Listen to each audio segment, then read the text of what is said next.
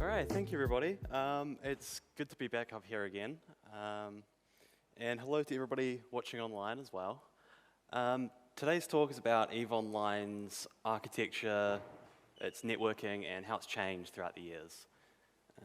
Just start off with a quick apology. It's pretty bullet point heavy talk, and I'm sorry for that. Who am I? I am K Ward at Kzone on Twitter. My pronouns are they, them. If my parents are watching, surprise. I study comp sci at UC. I am a quote-unquote biohacker. If you saw my talk last year, you'll know about that. And I'm also a bad electric skateboard builder more recently. If you want advice on that, don't ask me. And I'm a rocketry hobbyist, so I've been building rockets in my last few months. And I design avionics for those rockets. Over here on the right, you can see a successful landing. Even a crash landing is a landing. What is EVE Online? It's a science fiction MMORPG video game, which is a lot of words. It's space-based, and it's highly open world, and it's basically a gigantic sandbox. So they have a lot of trading, mining, combat, piracy. There's essentially no rules. And it's also uniquely designed in a lot of ways that I'll talk about in a bit later. It's also an endless headline generator. It's the gaming press's favorite game, generally. Here's a couple from IGN. How EVE Online's players started a war. It cost $700,000. And EVE Online breaks its own Guinness World Record for the costliest video game battle in history. You can't really convert from game money to real money, but it makes a good headline. It's also called a spreadsheet simulator. This is one of my spreadsheets from a couple years ago, calculating profit if I were to buy something, ship it elsewhere, and sell it. It's a very enthralling video game.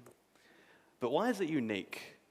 A typical MMO is many separate servers on many different data centers, and it's a thing called instanced. So you have zones in the game world that are, say, a town, if you're playing WoW or something like that, and you'll have many copies of that town with only, say, max 100 players or something in each one to spread out the load, so you don't have 10 million people trying to jump into one area. It's also relatively low population per instance. EVE Online is a bit different. It's one server per solar system, so that's a zone. There's only one. There's one data center. There's also technically others for the Chinese market, and there's test servers as well. There's no instancing whatsoever, so you can have as many people as you want in one solar system, theoretically. Doesn't really work as well, as we'll come to see. And so what? What's interesting about that? It's just a video game. Well, let's start from where it came out. This is what the game looked like in 2003 when it was released by CCP Games over in Iceland. It was built around stackless Python, which is a variant of C Python that removes the C stack and also introduced a lot of features like micro-threading or tasklets. And some tasks are handled by native code rather than Python, like rendering or just getting in packets from the network. It's been constantly expanded, and say 2 expansions every year to every quarter more recently. This is a diagram of the main cluster that is referred to as Tranquility. So you can see in the dotted line are where clients connect to, and they connect to a proxy server, which keeps track of who is in what solar system and routes them to the main servers that handle the game logic for that, which are called the Sol servers. And those are, for every zone or solar system is one of those, and we refer to them as a node, and they talk with the SQL server. So the Sol is one solar system. A high load node might get an entire server to itself, whereas usually most of them are chucked on maybe a dozen on one server. It mostly handles Python game logic, like who's shooting at who, what's in your inventory, stuff like that. Some critical tasks like physics are done natively, but in the beginning that was about all it was.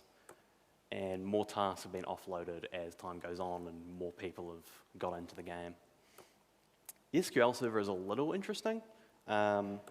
It's one database for the entire universe. It's MS SQL, and it's being constantly thrashed, read and write by, let's say it's 30,000 people active these days, and there's a whole lot of stake to keep track of what's in your inventory, what skills do you have, things like that. Some stats over there from 2010, it's a total 1.4 terabyte database, 2,500 transactions per second, and 175 million database calls per day. And this is what the client looked like when it first came out, version 1000. It was on Stackless 2.2, so a little bit old. It was rendering physics with just native code, nothing else. There was no protection on the Python bytecode, so it just came as a blob of bytecode that you could just chuck in a decompiler and just get everything back. It was plain TCP to the server, no encryption, no compression initially, and some very interesting programming in there.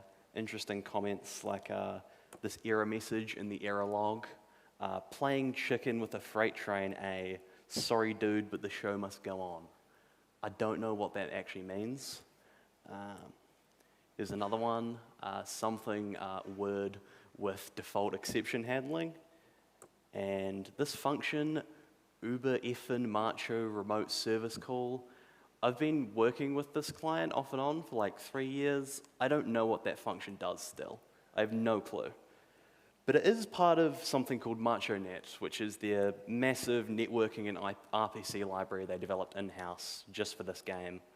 It ingests packets from the native code, like low-level handler they call netclient, and it caches Python objects that don't change very often, and it calls server-side services and gets data back, like the market, inventory handling, things like that. And there's also a relatively large amount of overhead on it, especially with things like chat messages, where you might send a message that's just hi or something like that, and it's a 70-byte call to the server. And there's been quite a lot of changes throughout the year. This screenshot is from Trinity, which is around 2010, I think, when they introduced a new renderer, and they've replaced it multiple times. I think we're up to the third now. It's just been incrementally changed. They've introduced packet encryption around 2006, as well as compression. I think that was part of their Chinese market push. I think it may have been a requirement. Major content expansions the whole time. They've just increased the complexity of the whole thing. Introduced something called time dilation, which we'll come back to later to try and handle some of the load. And optimizing around the global interpreter lock, which we'll get to now. This is a quote from the Eve dev blog, hereafter known as the damn stinkin' GIL, or just GIL for short. It's the global interpreter lock, and on the right here you can see a diagram of how that works, where you can have many micro threads with stackless, but they can only execute one in a row. They have to acquire the GIL, run code, and then release it, and then something else can run. It's great for threading, but that does become a significant problem, and it's been extremely problematic for Eve over the years when you have 30,000 people constantly updating a lot of state. And yeah, there's been quite a large investment in trying to sidestep it. Can't really remove it. There's a few projects that are working on that, but it hasn't really panned out yet. So they've tried to kill it as best they can. One approach, at least to reduce load, was time dilation, which players refer to as tie-dye, and it artificially slows down all of your actions. So let's say you're trying to fire a weapon at somebody. Normally it might take 5 seconds to reload. It will take 50 seconds, 25, depends on the load of the server. And it's not really enjoyed by most players. It doesn't make for a great experience. That's the dreaded symbol up there. That means 50% time dilation. So every action takes 50% longer. So the big fleet battles that are in headlines will be down to 10% of normal speed. It's a bit of a band-aid fix. It reduces load, but it makes the experience pretty terrible. One of the first things they did to try work around the GIL was a project called Stackless IO, which was introduced in 2008, and it offloads all the basic tasks of networking to a native code thread to ingest the packet and do very basic handling of it. And there's a diagram up there of how Python will request the packet, continue running while that thread completes the request and notifies. It sidesteps the GIL, but it's not immune to it. And there's another thing they did a little later on called Carbonio to try work around that a bit more. It was in 2011. And it takes that a step further by processing entirely the packet in a native thread. So it'll decrypt it, decompress it, and get it prepared for Python entirely concurrently with everything else. And it will accumulate those packets in a pool, I can see up here, until Python requests it.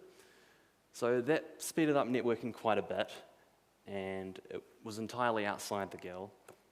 And it was part of a project called BlueNet, which is still running, I believe, is slowly offloading more and more things that MachoNet traditionally did in Python, like remote service calls, trying to shift them over to native code that can be done concurrently. It did reduce load quite a bit. This is a graph of percentage CPU per user on a node. In blue is Stackless IO, and in red is Carbonio. I don't have one for before either of those were introduced, but it would have been pretty terrible. So it reduced the load quite a bit. I do want to talk about another thing related to Carbon, which is DUS 514. It was a FPS in the same universe as EVE Online, same setting, but it also connected to Tranquility. So you could, for example, in EVE, bombard a planet from a spaceship, and it would show up in a battle in dust. And that would have been impossible without them developing Carbon and Carbonio, which is their framework for more real-time games like a first-person shooter. And it ran from 2013 to 2016. May it rest in peace. But there is a project trying to bring it back that I wanted to shout out real quick, which is DustMU. They're working to get the game up and running again on a PS3 emulator. There are quite a few people who I've spoken to who are very sad about the game being shut down, so yeah. And also, oh, I just lost the mic. Oh, there we go. And there's also EVMU, which was, well, is sort of, it's been on and off development since about 2006. It's a project to re-implement the EVE server stack in a basically monolithic blob of C++, and it's been a very good reference, and it's still being worked on. There's also EVE Sharp, which is aiming to replicate the cluster architecture originally in C#. And yeah, I know the guy that's working on that is a great dude. To summarize, EVE is rather unique in the MMO space. Obviously, I am not aware of any other MMO with this kind of population that does no sharding whatsoever. And CCP Games tends to keep kind of quiet about how their architecture does work. Most of this was scraped together from dev blogs and slideshows from 2005 that probably shouldn't have been on the internet. So I do apologize for being a little detail light, but it is kind of hard to find very in-depth stuff on this. And they've sunk a huge investment into sidestepping the GIL. There is a project that started up recently that has managed to entirely rip the GIL out of Python 3, but I'm not sure how stable that is, and I don't think it'll be picked up by any production companies anytime soon. And it also shows that decisions that you make decades ago can kind of haunt you. The whole architecture was perfectly fine with stackless Python back in 2003, where they maybe had max 50 players or something in one system, but now it's grown to massive fleet fights of 4,000 or more people, and all the servers are really straining under the load. And I think that'll be all for me now. Yeah.